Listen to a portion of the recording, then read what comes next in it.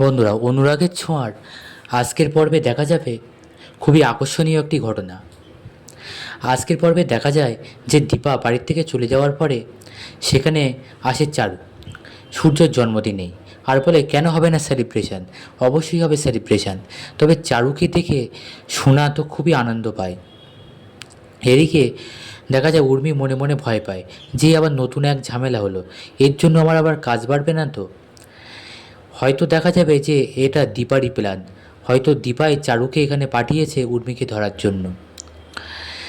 এরপরে দেখা যায় যে চারু আসে এবং চারুর সাথে পরিচয় করায় আবার সূর্যর শোনা, কিন্তু সূর্যর তো কিছুই মনে নেই। সূর্য বলে ইনি কে, তখন এক এক করে মনে করাতে থাকে।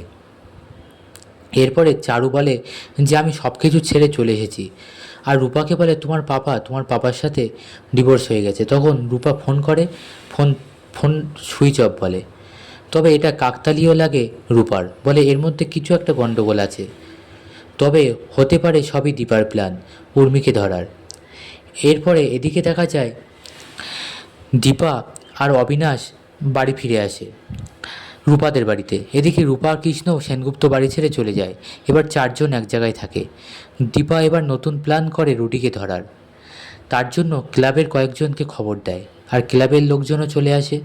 আর দীপা তখন ক্লাবের ছেলেদের হাতে তুলে দেয়, মানে পুজো কমিটির হাতে পুজোর জন্য কিছু অনুদান দেয়, অনেক টাকাই অনুদান দেয়, যেটা পেয়ে পুজো কমিটি খুবই খুশি হয়ে যায়। আর দীপাকে বলে অবশ্যই আমাদেরকে বলবেন যদি কোনো সাহায্য লাগে। তখন দীপা বলে হ্যাঁ, আপনাদের সাহায্য আমার খুব দরকার। এরপরে রূপা মনে মনে বলে যে মা কি করতে চলেছে। এবার দীপা ক্লাবের লোকদের দিয়ে যে কি করবে সেটাই দেখার। সূর্যকে ওই বাড়ি থেকে বার করে আনার চেষ্টা করবে দীপা।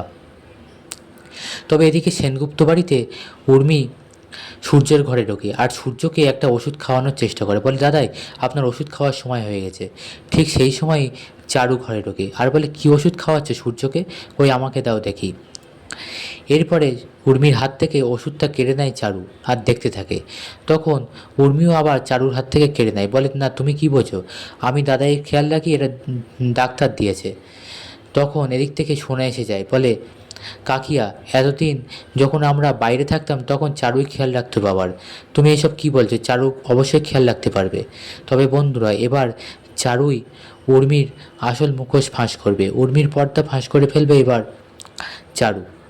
বন্ধুরা, পরবর্তী ডিটেলস পেতে অবশ্যই আমাদের সঙ্গে থাকুন আর চ্যানেলটিকে সাবস্ক্রাইব করে রাখুন।